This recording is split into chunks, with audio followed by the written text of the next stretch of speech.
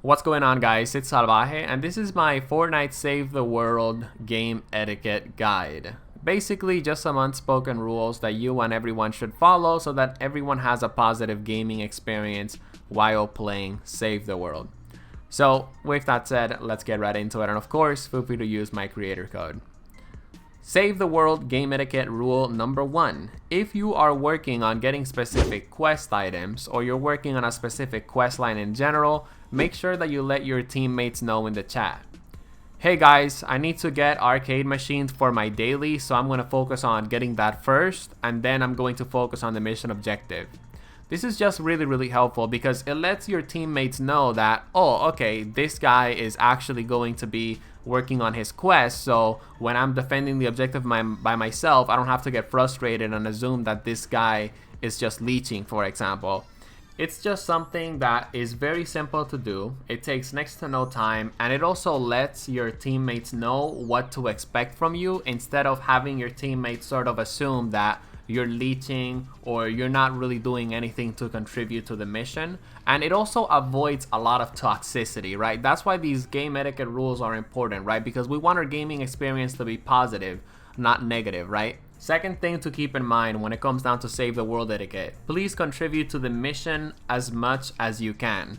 The best way, in my opinion, to contribute to the mission is to contribute towards the mission objective. In other words, build around the objective like completely, or maybe build around the objective and upgrade things by one stage, and then let your other teammates upgrade things to the third stage, for example. Let's say that you need to get quest items. Well, if you see someone building around the mission objective, just let them know in the chat, hey, listen, I'm gonna drop some materials here for you, and then I'm gonna let you, finish off your build. Dropping materials off for players is something that I do pretty frequently because sometimes I need to get quest items, but there's this other player that wants to sort of start the mission a little bit early. And the fact that I contributed to the mission, of course, makes the gameplay experience better for that specific player, but also, the teammates as well. Fortnite Save the World at the endgame levels of play it's all about teamwork, right? It's all about the trap tunnels. It's all about building around the objective. So I would probably say, like, if you don't want to build any traps, at least put your materials towards the mission objective, because that's going to be the one thing that's going to decide whether you're going to win or fail the mission. Also, if you see some constructors or just anyone building a specific trap tunnel, and again, you need to get specific quest items, maybe drop a couple of traps for them very close to the trap tunnel so that, of course, they can go ahead and place it. Sometimes your teammates are going to start the mission without you, because you need to get quest items. But guess what? You actually gave them a couple of materials and a couple of traps, and you were able to contribute the mission in some sort of way. If you're not going to build anything around the objective or any trap tunnels, the least that you could do is to repair damaged structures. Something that I also see players of all levels rarely doing is repairing structures. Repairing structures around the objective and trap tunnels is an absolute must, specifically if the structures are fully upgraded. Because if a fully upgraded structure gets damaged and it doesn't get repaired and it gets destroyed, that means that you have to place the structure again and repair it 3 times. And upgrade it 2 times, right? And that's something that you don't want because it's going to, waste you a lot of time, and it's going to be something that also might hold you back in the mission. Because when you're overwhelmed by a lot of husk, you're not going to have time to actually fully upgrade all of the structures as easy. So make sure that you're going around repairing structures that are damaged as well, guys.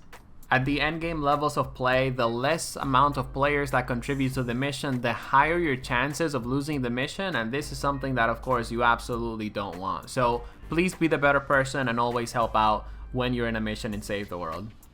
Third thing that I want to point out when it comes down to Save the World etiquette is at the endgame levels of play, always ask your teammates if they are ready, because sometimes you have specific teammates that want to place down a couple of more traps so that the success rate of the mission can go up by a little bit, right? This is 100% the case in the Deliver the Bomb mission, for example, that when the bomb gets to the bomb launcher, sometimes players just start the mission without letting everybody know. Usually what I like to do for the most part is I go into the chat and I put R and a question mark, and this is me asking if players are ready. And if I see a couple of R's on the chat, that definitely means that my teammates are ready. Okay, so now I want to talk about storm chest etiquette. For the most part, every time that I see a storm chest, I always go in the chat and I write storm chest here.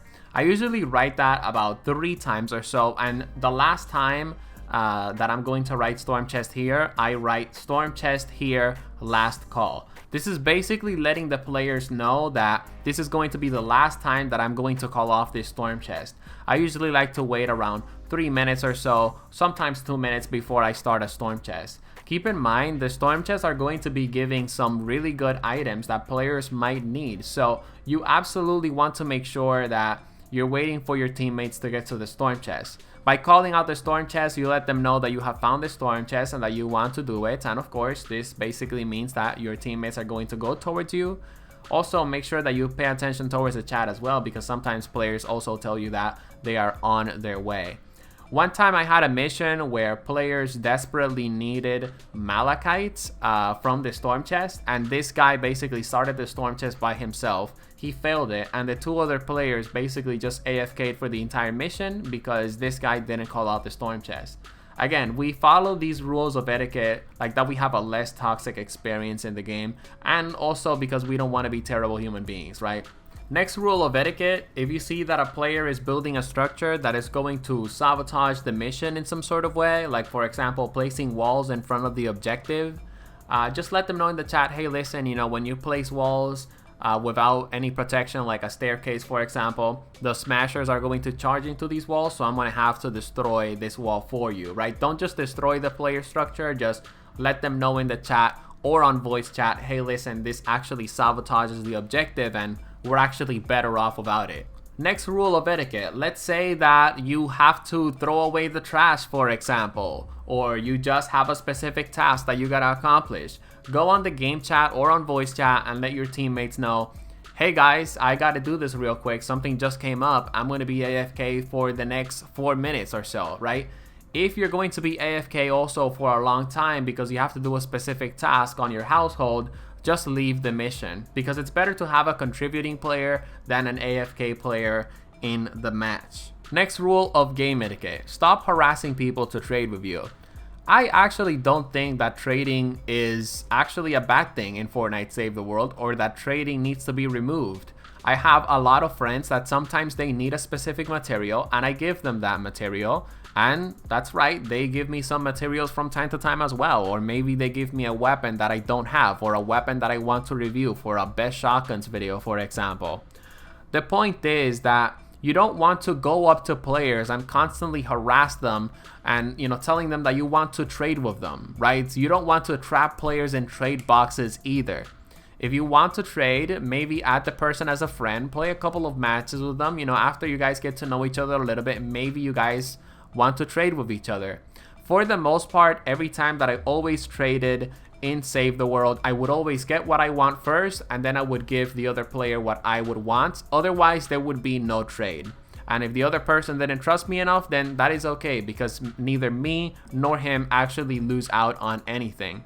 And I also just traded with people that I trusted. Like for example, my friend Binge, if, you know, I tell him I need nuts and bolts and he tells me that, I don't know, he needs rusty mechanical parts, I give him the rusty mechanical parts, he's gonna give me the nuts and bolts again, because we trust each other. We're not gonna scam each other, we're adults, right?